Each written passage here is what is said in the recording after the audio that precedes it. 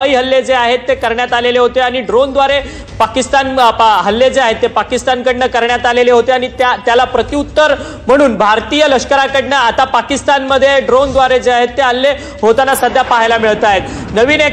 नवीन breaking बातमी येते। देशातले 32 विमानतळ तात्पुरती जी आहेत ती बंद करण्यात येणार आहेत। सुरक्षेच्या कारणास्तव 9 ते 14 मे पर्यंत बंद ठेवण्याचा निर्णय जो आहे तो घेण्यात आलेला आहे। उत्तर आणि पश्चिम भारतातील विमानतळ बंद ठेवण्याचा महत्त्वाचा निर्णय जो आहे तो हवाई मंत्रालयाकडून घेण्यात आलेला असल्याचं पाहायला मिळतंय। आताच्या घडीची सगळ्यात महत्त्वाची बातमी म्हणावी लागेल। सुरक्षेच्या कारणास्तव 9 ते 14 मे दरम्यान ही विमानतळ बंद ठेवण्याचा निर्णय घेण्यात आलेला आहे। उत्तर आणि पश्चिम भारतातील ही विमानतळ बंद ठेवण्याचा निर्णय जो आहे तो भारताने घेतलेला आहे। देशातली जवळपास 32 विमानतळ तात्पुरत्या पद्धतीने बंद करण्याचा निर्णय जो आहे तो भारताने घेतलेला आहे। पाकिस्तानच्या खुरापती ज्या आहेत त्या सध्या सुरू आहेत आणि त्यामुळे कुठेतरी भारतीय नागरिकांच्या संरक्षणासाठी भारताने हा निर्णय घेतला। जम्मूतल्या 5 सीमावर्ती जिल्ह्यांमधून स्थलांतर सध्या सुरू झालेलं आहे। मुख्यमंत्री अब्दुल्लांनी या छावण्यांना जे आहे ते भेटी दिल्याचं पाहायला मिळतंय। सुरक्षेच्या कारणास्तव या नागरिकांचं स्थलांतर करण्यात आलेलं होतं, त्याला आता जम्मू काश्मीरचे मुख्यमंत्री उमर अब्दुल्ला यांनी भेटी दिलेली आहे। तर भारत, पाकिस्तान आणि नेपाळमधील चीनी दूतावासांनी सावधगिरी बाळगावी।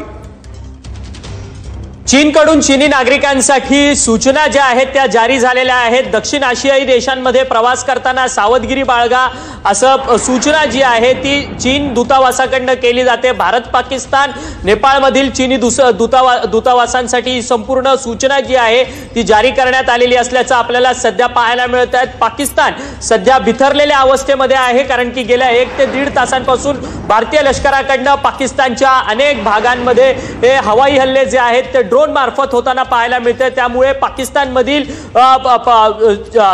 जनता जी आहे ती रस्त्यावरती उतरलेली आहे, बिथरलेल्या अवस्थेत पाहायला मिळते, कारण की गेल्या 2 दिवसांपासून सातत्याने पाकिस्तानकडून भारतावरती खुरापती हल्ले जे आहेत ते ड्रोनद्वारे करण्यात येत होते आणि त्यालाच प्रत्युत्तर भारताने दिलेलं आहे। आणि आता गेल्या 1-1.5 तासांपासून भारतीय लष्करानं पाकिस्तानला धडा शिकवण्याचं काम जे आहे ते हाती घेतलेलं आहे आणि ड्रोनद्वारे हल्ले जे आहेत ते भारतीय लष्कराकडनं पाकिस्तानच्या अनेक शहरांमध्ये होताना पाहायला मिळत आहे।